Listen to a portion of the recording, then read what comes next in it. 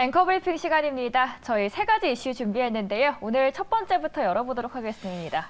아무래도 CPI 얘기를 해야겠죠. 네. CPI 방향성에 관련된 얘기입니다. 좀 전에 뉴욕 특파원 연결해서 물가지수 자세히 들어봤지만 주거 비용이 조금 올라온 상황이 있었습니다만 시장에서는 그렇게 놀라지는 않았어요. 왜냐하면 그래도 디스인플레이션이 유지가 되고 있다는 겁니다. 그러니까 전달에 6.5%에서 6.4%로 단 0.1%포인트이긴 하지만 디스인플레이션, 즉 물가의 수치가 조금씩 낮아지고 있는 점에 시장은 조금 환호까지는 아니더라도 안도하지 않았나라는 생각이 들고 있고요. 이 25bp 인상 확률이 지금 초미의 관심사였는데 3월에 FOMC가 있지 않습니까? 3월 말에 FOMC에서 지금 물가지수가 나오고 나서 25bp가 아니라 50bp 올리면 어떡하지라는 우려가 있었는데 전일과 동일하게 90% 확률로 25bp 올린다는 점은 변함이 없었습니다. 그리고 이 물가지수에 포함되어 있는 것 중에 주거비용 때문에 전체적인 물가의 압력이 높아졌다는 점에 좀 더 주목을 해야 되는데요.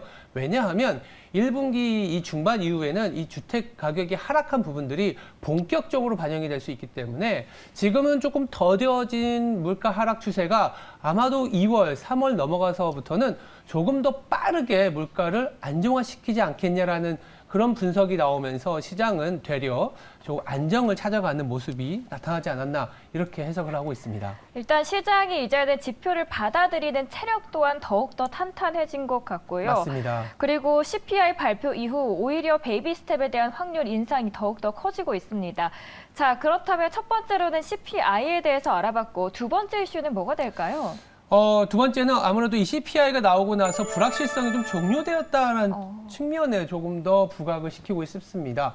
지금 당장 이제 2월에 14일, 15일에 오다 보니까 앞으로 남은 변동성은 무엇이 있지? 라는 얘기들이 나오고 있는데 지금 뭐 변동성 지수라고 하는 빅스라고 있지 않습니까? 오히려 CPI가 나오고 나서 빠르게 안정을 찾고 있어요. 그러니까 불확실성이 거쳤다라는 점에 좀 더 주목을 하는 것 같고 그리고 이제 S&P 500에 내재되어 있었던 변동성 일자별로 보시면 이 CPI가 거의 70% 이상 변동성을 차지하고 있었어요. 그 말은 즉슨 뭐냐면 앞으로는 이 변동성을 자극할 만한 이벤트가 물론 우리가 예상하지 못했던 이슈가 있으면 변동성이 높아지겠지만 우리가 이제 예상할 수 있는 경제 지표들이라는 게 있지 않습니까? 이걸 봤을 때는 크게 변동성을 부각시킬 만한 일정은 아직은 없다. 3월까지. 물론 3월 초반에 나오는 미국의 2월 고용 데이터가 또 한 번 변동성을 자극시킬 수 있다라는 얘기들이 나오지만 한 2주 정도 남았거든요. 그러다 보니까 이 불확실성이 좀 종료되는 측면에 시장은 조금 안도하고 있다라는 생각이 들고 있고요.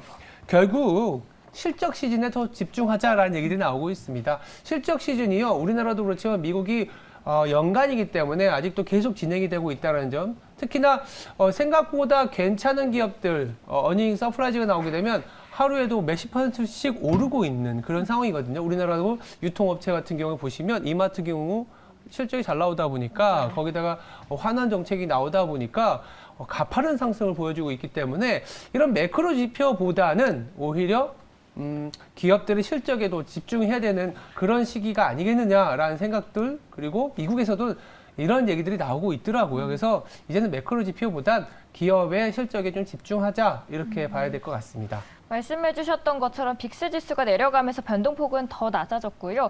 그리고 이제는 그 실적, 기업들의 실적이 발표되는 대로 거기에 맞춰서 시장의 방향성을 잡아가면 좋을 것 같습니다. 네. 저희 마지막 이슈 체크해 볼까요? 실적 시즌 얘기한 김에 마지막은 종목장이 지속된다. 우리나라도 그렇지만 미국도 종목장이 지속이 되고 있거든요.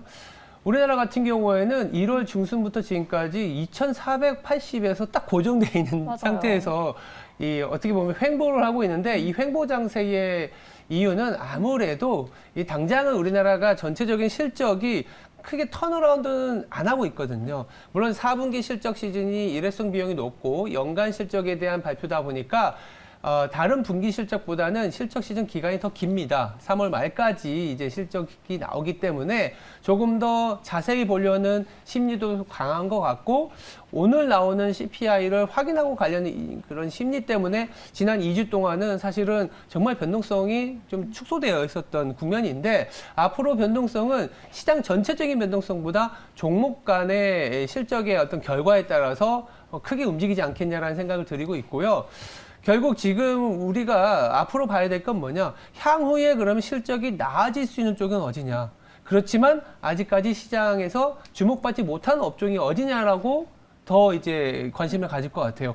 올해 같은 경우에는 매출 증가율이 가파르게 올라갈 것임에도 불구하고 연초 이후에 좀 뭐랄까 이제 수익률이 좀 더딘 업종들이 조금 이 종목 장세에서 부각이 되지 않겠냐라는 생각에서 좀 찾아봤는데, 아시는 것처럼 올해 같은 경우에는 호텔 레저라든지 그리고 화장품 의류, 우리가 리오프닝과 관련된 업종들이 생각보다 많이 못 움직였어요. 그쵸. 그래서 호텔 레저라든지 화장품 의료와 같은 이제 그 리오프닝, 그리고 중국의 어떤 수출이 좀 잘 될 수 있다는 업종에 좀 주목을 하실 필요가 있을 것 같고요. 더불어서 이제 시크리컬 업종이죠. 운송이라든지 조선이라든지 기계 업종도 올해 매출액이 가파르게 증가할 것이라고 기대는 되지만 아직까지는 연초 이후의 수익률이 크게 부각이 되지 않은 업종들입니다. 연초 이후에 지금까지 사실 네이버나 카카오 어떤 성장주들의 어떤 반등이 나왔었던 거고, 거기다가 은행주가 올라왔었는데 최근에 은행주들이 조금은 둔화되고 있잖아요. 이 바통을 아마도 이런 리오프닝과 조선기계 운송이 좀 받아가는 거 아니냐라는 시각들이 조금은 부각되고 있다는 점 기억해 주시면 될 것 같습니다. 다음 타자로는 중국 리오프닝 관련해서 호텔 레저 쪽으로 눈이 쏠리고 있습니다. 또 개별 종목으로는 필라델피아 반도체 지수 그리고 엔비디아도 굉장히 큰 상승폭을 이뤘는데, 그러니까요. 오늘 시장에선 또 어떤 활약을 펼쳐줄지도 궁금해집니다. 이어지는 코너에서 자세하게 다뤄드리도록 하겠습니다. 지금까지 앵커 브리핑이었습니다.